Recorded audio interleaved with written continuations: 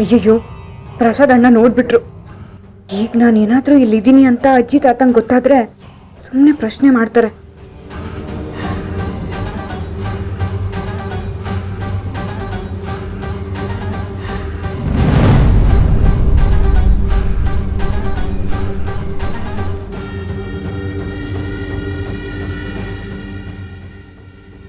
ಅಲ್ಲ, ನಾನು ನೋಡಿದ್ದು ಲಕ್ಷ್ಮವ್ವನ್ನ ಇಲ್ಲ ಬೇರೆದವ್ರು ನೋಡಿನ್ಯಾ?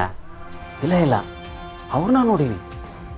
ಅವ್ರು ನೋಡಿದ ಮೇಲೆ ಅವ್ರು ಇಲ್ಲೇ ಇರಬೇಕಿತ್ತಲ್ಲ. ಕಾಲೇಜ್ ಬಿಟ್ಟು ಬಂದು ಅವ್ರು ಇಲ್ಲೇನು ಮಾಡ್ತಾರೆ? ಇಲ್ಲೋ ನನಗೆ ಭ್ರಮೆ ಇರಬೇಕು. ಅವರಲ್ಲ.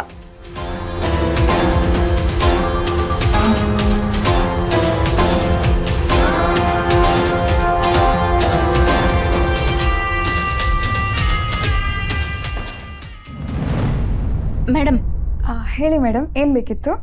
ಮಾರ್ಚ್ 2 ಡೇಟ್ದು CCTV ಫುಟೇಜ್ ಬೇಕಾಗಿತ್ತು. ನೋಡಿ ಮೇಡಮ್, ಹಾಗೆಲ್ಲ ಕೊಡೋದಕ್ಕೆ ಆಗೋದಿಲ್ಲ.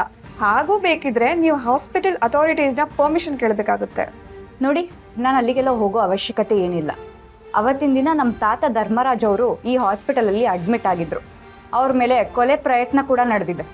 ಆದರೆ ನೀವು ಯಾರೂ ಪೊಲೀಸ್ ಕಂಪ್ಲೇಂಟ್ ಕೂಡ ಕೊಟ್ಟಿಲ್ಲ. ಆಗ ನೀವು ಮಾಡದಿರೋ ಕೆಲಸನ ನಾನು ಇವಾಗ ಮಾಡಬೇಕಾಗತ್ತೆ.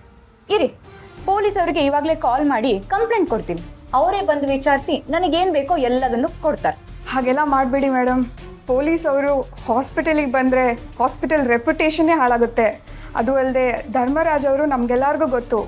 ಅವ್ರ ವಿಷಯಕ್ಕೆ ಪೊಲೀಸ್ ಬಂದರೆ ದೊಡ್ಡ ಕೇಸೇ ಆಗುತ್ತೆ. ಹಾಗಿದ್ರೆ ಫುಟೇಜ್ ಕೊಡಿ. ಹಾಗೆಲ್ಲ ಕೊಡೋದಕ್ಕೆ ಆಗೋದಿಲ್ಲ ಮೇಡಮ್. ಫಸ್ಟ್ ನಾವು ಚೆಕ್ ಮಾಡಬೇಕು. ನಿಮ್ಮ ಹೆಸರು, ಅಡ್ರೆಸ್ ಕೊಟ್ಬಿಟ್ಟು ಹೋಗಿ ನಾವು ಕೊರಿಯರ್ ಮುಖಾಂತರ ಕಳಿಸ್ತೀವಿ. ಖಂಡಿತ ಕಳಿಸ್ತೀರಾ ಅಲ್ವಾ? ನೀವು ಇಷ್ಟೊಂದೆಲ್ಲ ಕೇಳ್ಕೊತಿದ್ದೀರಾ ಅಂದರೆ ಖಂಡಿತ ಕಳಿಸ್ತೀವಿ ಮ್ಯಾಮ್. ಇಲ್ಲಿ ನಿಮ್ಮ ಹೆಸರು, ಅಡ್ರೆಸ್ನ ಬರ್ದಿವಿ.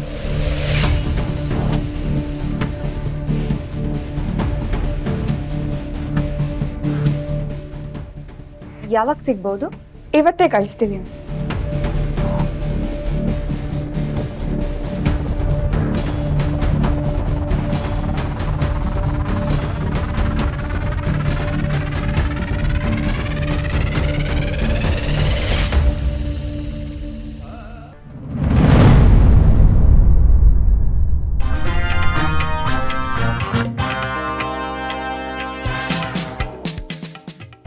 ಏನಿದು, ಲಕ್ಷ್ಮಿ ಇಷ್ಟೊತ್ತಾದರೂ ಬಂದಿಲ್ಲ?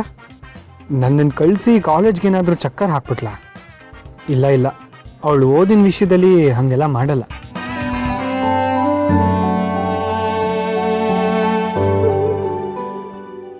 ಏನೋ ಅದು ಇಷ್ಟೊಂದು ಡೀಪಾಗಿ ಯೋಚನೆ ಮಾಡ್ತಿದ್ಯಾ?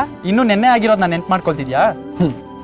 ನಿನ್ನೆಗೆ ನಾಳೆಗೆ ಇಂದು ನಮ್ಮದೇ ಚಿಂತೆ ಏತಕ್ಕೆ ಅನ್ನೋ ಜಾಯಮಾನ ನಂದು. ಆದ್ರೂ ಎಲ್ಲ ಇವತ್ತು ಲಕ್ಷ್ಮಿ ಕಾಣಿಸ್ತಾನೆ ಇಲ್ಲ. ಏನಿವತ್ತು ಕಾಲೇಜಿಗೆ ಬರ್ತಾಳೋ ಇಲ್ವೋ? ಏನೋ ಅಪ್ಪ ಗೊತ್ತಿಲ್ಲ. ಬರ್ತೀನಿ ಅಂತ ಹೊರಟಿದ್ಲು, ಆದ್ರೆ ಇನ್ನೂ ಎಲ್ಲೋ ಪತ್ತೆ ಇಲ್ಲ. ಇವತ್ತು ಬಂದಿದ್ರೆ ಚೆನ್ನಾಗಿ ಆಟ ಆಡ್ಸೋಣ ಅನ್ಕೊಂಡಿದ್ದೆ, ಆದ್ರೆ ಎಲ್ಲೋ ಮಿಸ್ ಆಗಿದ್ದಾಳೆ. ಇನ್ನೂ ಟೈಮ್ ಇದೆಯಲ್ಲ, ಬರ್ತಾಳೆ ಬಿಡೋ.